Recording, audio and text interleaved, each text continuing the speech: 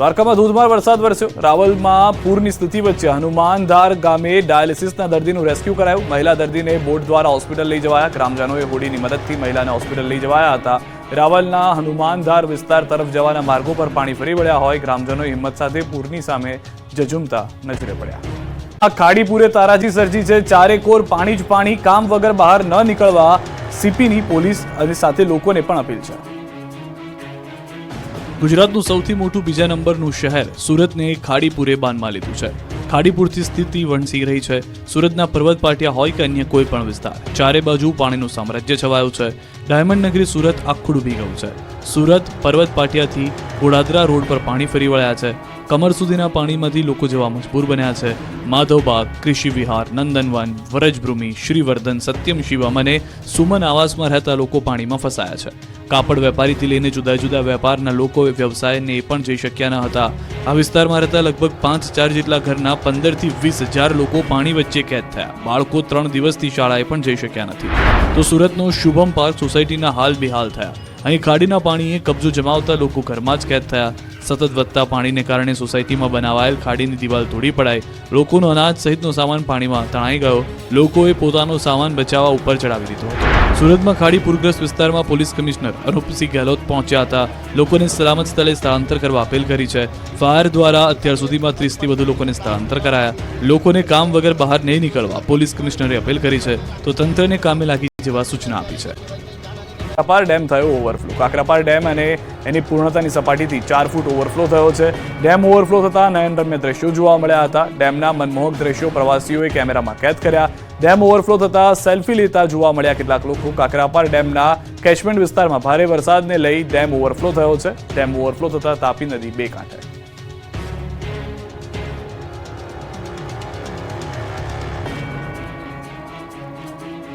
મેઘરાજાએ સુરતની બદલી કાઢી। સુરત ચારે બાજુ હોનારતના દ્રશ્યો। સુરતમાં આકાશી મહેરના કારણે કહેર મચી ગયો છે। સુરતમાં આવેલી ખાડીઓના કારણે સુરતની હાલત બદસુરત થઈ ગઈ છે।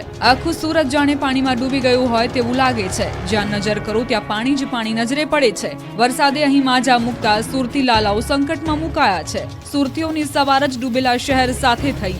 સુરતનો યોગી ચોક હોય કે મહાવીર ચોક, કિરણ ચોક હોય કે કામરેજ, માત્ર વિસ્તાર બદલાતા રહે છે, પરંતુ જળ તબાહીની તસવીર તો એક સમાન જ જોવા મળી। અહીં જાણે આકાશમાંથી જળ વિસ્ફોટ થયો હોય તેમ સ્માર્ટ સિટી સુરતના રોડ પાણીમાં ગાયબ થઈ ગયા। વાહનો બંધ પડ્યા। સતત ધમધમતા રોડ પર જાણે કોઈ જળ કર્ફ્યુ હોય તેમ બધું જ સુમસામ થઈ ગયું। કુદરતે એવો કહેર મચાવ્યો કે લોકો પોતાના ઘરની બહાર નીકળી શકતા નથી। ઘરમાં પાણી રહેવા દેતું નથી। ત્યારે જકાતનાકા વ્રજ ચોકમાં ભારે વરસાદના કારણે રસ્તા ઉપર કમરસમાં પાણી ભરાઈ ગયા હતા। રહેણાંક વિસ્તારમાં પણ વરસાદી પાણી ભરાયા હતા। સુરત માંગરોળ તાલુકાના કોસાડી ગામ નજીક પાણી ભરાયા। ગામ બહાર નીકળવાના રસ્તા પર પાણી ભરાતા સ્થાનિકો ચિંતામાં મુકાયા। સુરતમાં તાપી નદીમાં પાણીની આવક વધતા લોકોને કાંઠા વિસ્તારમાં ન જવા અપીલ કરાઈ। કવિ નર્મદ કોઝવે પર ગોઠવાયો બંદોબસ્ત। આ બાજુ સુરતના આમલી ડેમમાં ધસમસતા પાણી વહ્યા। ડેમના 6 દરવાજા ખોલાયા। આમલી ડેમના આકાશી દ્રશ્યો જુઓ। વડોદરાનો વારો પાડી દીધો છે। રાજેશ ટાવર રોડ ઉપર પ્રસૂતા માટે એમ્બ્યુલન્સ બોલાવવામાં આવી હતી, પરંતુ કેડસમા પાણીમાં પણ એમ્બ્યુલન્સ જઈ શકે એમ નહોતી।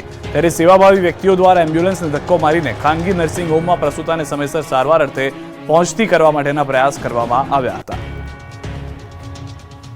વડોદરામાં ભારે વરસાદને પગલે રાવપુરા વિસ્તારમાં જે પાણી ભરાયેલા છે તેમાં કેડસમા પાણીની અંદરથી પસાર થતા લોકોને આપ જોઈ રહ્યા છો। MGVCLની એક ગાડી પાણીમાં ગરકાવ થઈ ગઈ। સ્થાનિક લોકોની મદદથી ગાડીને બહાર કઢાઈ। સ્થાનિક લોકોએ ગાડીને ધક્કો મારીને બહાર કાઢી હતી। વડોદરાના હલદરવા ગામમાં પણ વરસાદી પાણી ફરી વળ્યા છે। નીચાણવાળા વિસ્તારમાં કેડસમા પાણી છે। હલદરવા ગામમાં પાણી ભરાતા ગ્રામજનો મુશ્કેલીમાં છે। કરજણ પંથકમાં સવારથી જ વરસી રહ્યો છે વરસાદ। કરજણ પંથકમાં સવારથી જ અવિરત વરસાદને લઈને આ પરિસ્થિતિનું નિર્માણ થયું છે। હલદરવા ગામે ખેતરો પણ બેટમાં ફેરવાયા છે। અવિરત વરસાદને પગલે ખેતી પાકને નુકસાન થવાની ભીતિ। પાણીમાં ડૂબી વડોદરાના માર્ગો પર જળ કર્ફ્યુ, વાહન ચાલકો મુશ્કેલીમાં મુકાયા। રોડ પર પર પાણીનું સામ્રાજ્ય. પાણી ચીરીને આવતા વાહનો, બંધ રિક્ષાને ધક્કો મારતા ચાલકો, ગોઠંડુ પાણીમાં ચાલીને જતા લોકો, જળબંબાકારના આ દ્રશ્યો છે સંસ્કારી નગરી વડોદરાના.